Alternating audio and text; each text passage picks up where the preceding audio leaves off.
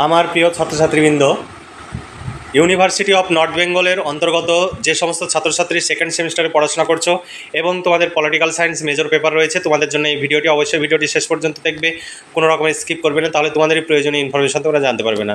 দেখো, university of north Bengal অর্থাৎ north Bengal ইউনিভার্সিটির second semester political science major 3 paper, তোমাদের সিলেবাসের শিরোনামে রয়েছে introduction to comparative government and politics. তোমাদের এখানে পেপার কোড দেওয়া রয়েছে। তোমাদের সামনে 3, 6 ও 12 মার্কের প্রশ্নের সাজেশন 2025 উপস্থাপন করব। তবে 6 ও 12 মার্কের জন্য ভীষণ গুরুত্বপূর্ণ 3 মার্কের আলাদা পিডিএফ রয়েছে। তোমরা যদি নোটস সংগ্রহ করতে চাও, আমাদের নোটস রেডি আছে। 250 টাকা পেমেন্ট করতে হবে একটি পেপারের জন্য। 3, 6 এবং 12 সমস্ত ধরনের প্রশ্ন উত্তর তোমরা পেয়ে যাবে। তাই দেরি না করে আজই নিচে দেওয়া হোয়াটসঅ্যাপ নম্বরে যোগাযোগ করো এবং নোটসগুলো সংগ্রহ করে ঘরে বসে পড়াশোনা করে পরীক্ষার প্রস্তুতি নাও। তোমাদের পরীক্ষা খুব কাছে চলে এসেছে। আমাদের এই সাজেশনটি আপলোড করা হয়েছিল না, আমাদের মিস্টেক হয়েছিল, তাই দেরি হলেও আমরা আপলোড করছি। তোমরা চাইলে নোটসগুলো সংগ্রহ করতে পারো। এবার সাজেশন দেখো, তোমাদের 1 নম্বরে আমি শুধুমাত্র যেগুলো তোমাদের লাস্ট মিনিট সাজেশন সেই প্রশ্নগুলো তুলে ধরছি। 1 নম্বর প্রশ্ন, বাকি সমস্ত প্রশ্নের উত্তর, এখানে যতগুলো প্রশ্ন দেখবে সমস্ত প্রশ্নের উত্তর তোমরা পিডিএফ কপিতে পেয়ে যাবে। তোমাদের সিলেবাস অনেক বড় সিলেবাস। তুলনামূলক শাসন ব্যবস্থার প্রকৃতি ও পরিসর বা পরিধি সম্পর্কে একটি টিকা লেখো।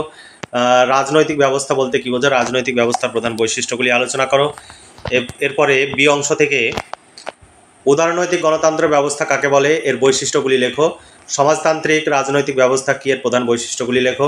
আইনের অনুশাসনের সংজ্ঞা দাও। ডাইসির আইনের অনুশাসন সম্পর্কে আলোচনা করো। তারপরে চীনের বা সাধারণতন্ত্রী চীনের সংবিধান বা শাসন ব্যবস্থার প্রধান বৈশিষ্ট্যগুলি লেখো। এখানে অনেক অথবা দেওয়া রয়েছে। তারপরের প্রশ্ন, মার্কিন যুক্তরাষ্ট্রের সংবিধানের মূল বৈশিষ্ট্যগুলি আলোচনা করো। মার্কিন যুক্তরাষ্ট্রের ক্ষমতা স্বতন্ত্রীকরণ নীতি সম্পর্কে আলোচনা করো। মার্কিন যুক্তরাষ্ট্রের সিনেটের গঠন ও কার্যাবলী আলোচনা করো। সুইজারল্যান্ডের সংবিধানের বৈশিষ্ট্য আলোচনা করো। সুইস বা সুইজারল্যান্ডের যুক্তরাষ্ট্রীয় ব্যবস্থার প্রকৃতি সম্পর্কে বিশ্লেষণ করো। এরপরে সংসদীয় রাজনৈতিক ব্যবস্থার মূল বৈশিষ্ট্যগুলি অনুধাবন করো। রাষ্ট্রপতি শাসিত সরকার কাকে বলে বা রাষ্ট্রপতি শাসিত শাসন ব্যবস্থা কাকে বলে। রাষ্ট্রপতি শাসিত শাসন ব্যবস্থার বৈশিষ্ট্যগুলি লেখো। এখানেও অনেক অথবা প্রশ্ন রয়েছে। মার্কিন যুক্তরাষ্ট্রের রাষ্ট্রপতির ক্ষমতা ও পদমর্যাদা বা কার্যাবলী সম্পর্কে আলোচনা করো। গণসাধারণতন্ত্রী চীনের রাষ্ট্রপতির ক্ষমতা ও পদমর্যাদা সম্পর্কে আলোচনা করো। তারপরে প্রশ্ন দেখো, তারপরে ইউনিট থেকে ব্রিটেনের সংসদের গঠন ও কার্যাবলী আলোচনা করো। লর্ড সভার গুরুত্ব আলোচনা করো। ব্রিটেনের পার্লামেন্টের 2টি কক্ষের মধ্যে সম্পর্ক আলোচনা করো।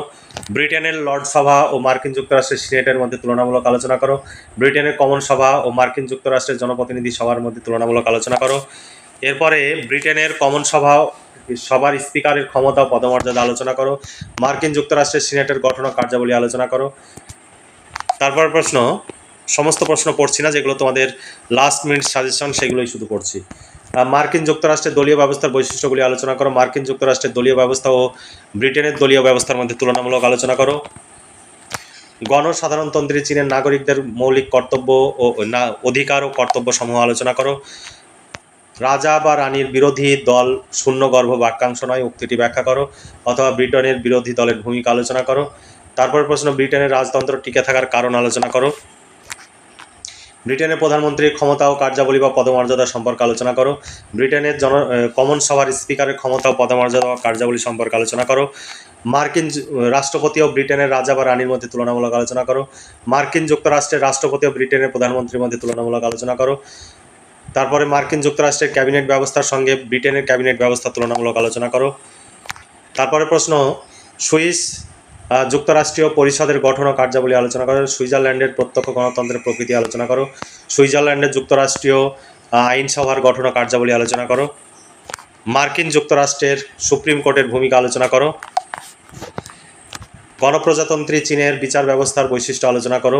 ব্রিটেন ও চীনের বিচার ব্যবস্থার মধ্যে তুলনামূলক আলোচনা করো। সুইজারল্যান্ড বা সুইস যুক্তরাষ্ট্রীয় বিচার ব্যবস্থার উপরে একটি সংক্ষিপ্ত টিকা লিখো। এই ছিল তোমাদের সাজেশন ভিত্তিক প্রশ্ন। এই সমস্ত প্রশ্নের উত্তর পেয়ে যাবে। 250 টাকা পেমেন্ট করতে হবে 3, 6 এবং 12 12 মার্কের প্রশ্ন এবং উত্তর কমপ্লিট পেয়ে যাবে। এর বাইরে কিছু পড়তে হবে না, পরীক্ষায় 100% কমন পাবে। তাই দেরি না করে আজই নিচে দেওয়া হোয়াটসঅ্যাপ নম্বরে যোগাযোগ করো এবং নোটসগুলো সংগ্রহ করে ঘরে বসে পড়াশোনা করো। তোমরা ভীষণভাবে উপকৃত হবে। আর যদি ভিডিওটি ভালো লাগে অবশ্যই বন্ধুদের সঙ্গে শেয়ার করবে, ভিডিওতে লাইক করবে। আর চ্যানেলটি সাবস্ক্রাইব করা না থাকলে তোমাদের নিজেদের প্রয়োজনে তোমরা সাবস্ক্রাইব করে রাখতে পারো। এটা প্রশ্ন উত্তরের ডেমো। এখানে সাজেশন ভিত্তিক প্রশ্ন উত্তর দেখো, এখানে পরপর ইউনিট অনুযায়ী প্রশ্ন এবং অনেকগুলো করে অথবা দেওয়া রয়েছে। প্রশ্ন ইংলিশ এবং বাংলা উভয় ভার্সানেই দেওয়া রয়েছে।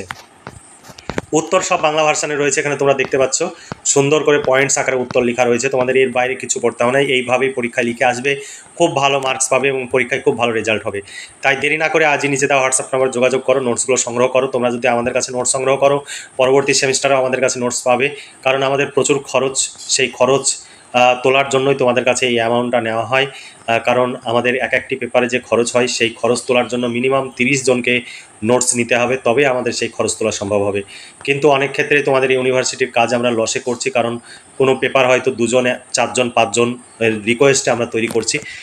আমরা আশা করছি যে তোমরা যদি সহযোগিতা করো আগামী দিনে আমাদের এই লস রিকভার করতে পারবো। তাই তোমাদের সহযোগিতা আমরা একান্তভাবে কামনা করছি। তাহলে আজকে এই পর্যন্তই। তোমরা ভালো থেকো, সুস্থ থেকো এবং খুব ভালোভাবে পড়াশোনা করে পরীক্ষার প্রস্তুতি নাও। এই শুভকামনা জানিয়ে আজকের ভিডিওটি এখানে সমাপ্তি ঘোষণা করছি।